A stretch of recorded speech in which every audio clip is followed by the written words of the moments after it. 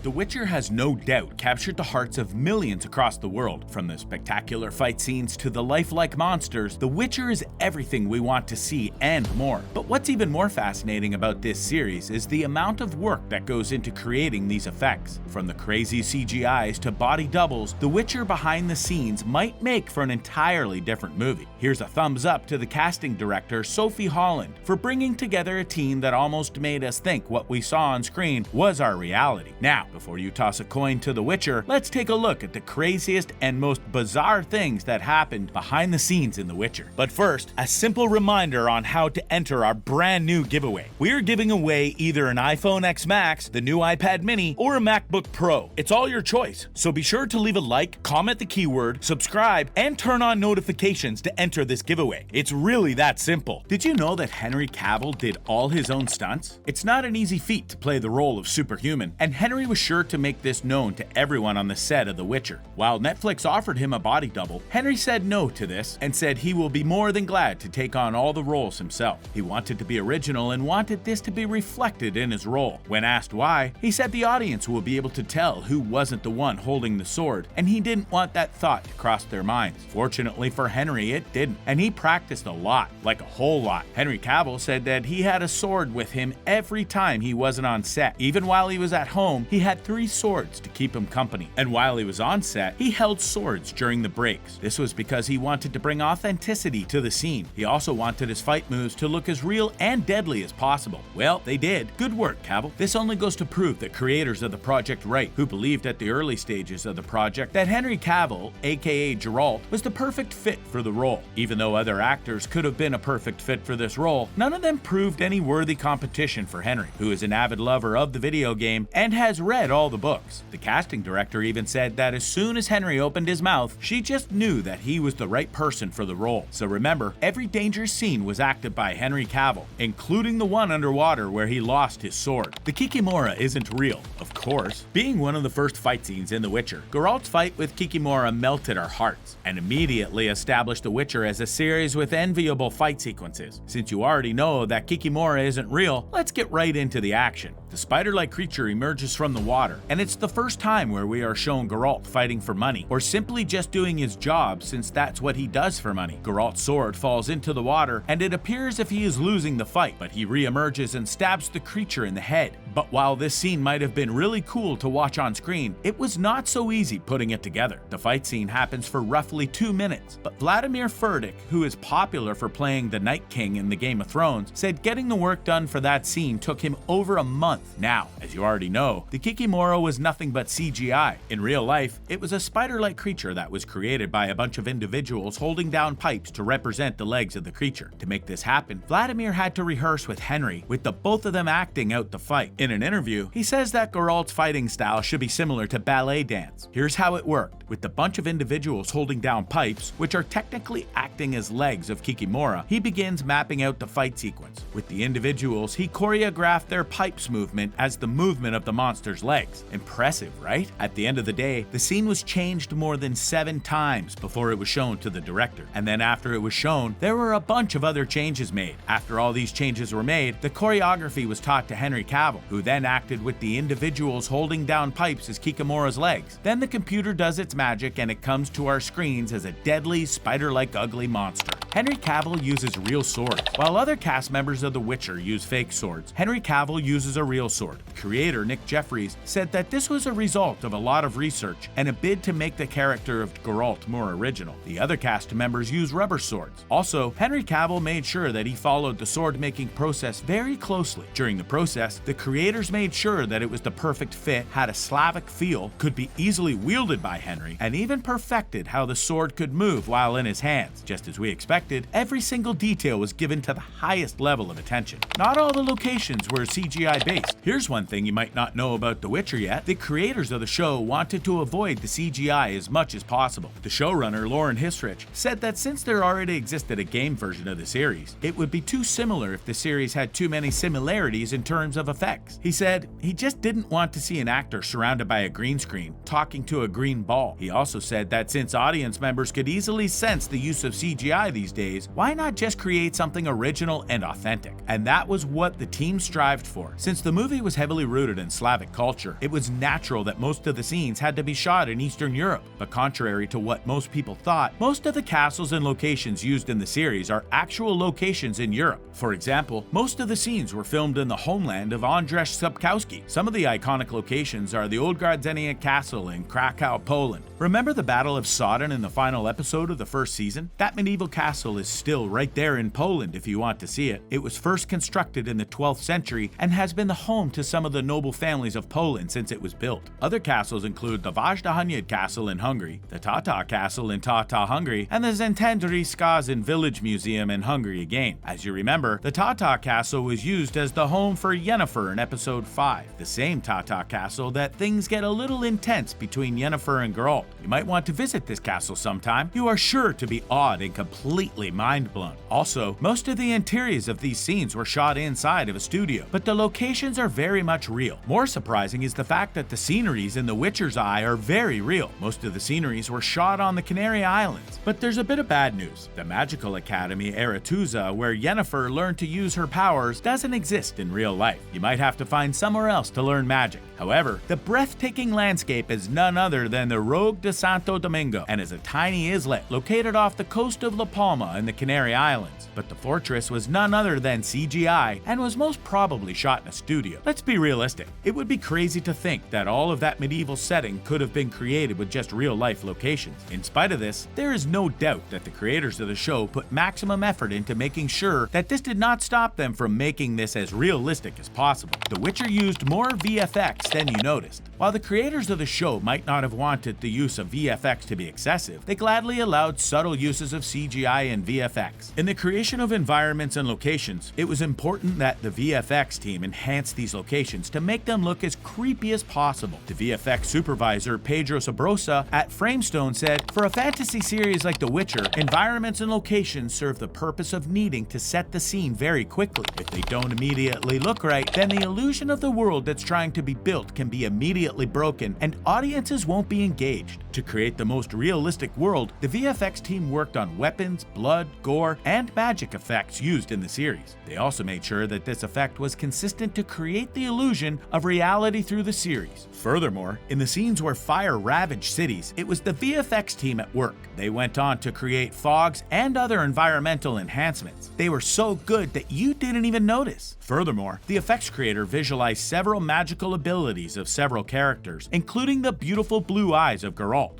Pedro Sabrosa added that, from the biggest environments to the smallest effect, it was really important that there was a consistency in everything we worked on. The snow has a significant darkness and grittiness to it, so every environment, every creature, and effect we delivered needed to reflect that. That really does sound interesting. We'll be seeing more use of CGI and VFX in the next season. Who wouldn't want to see a fascinating fight between Geralt and some dangerous monster? Personally, I would. Why wouldn't you? And with that, we wrap up this video. Thank you for watching.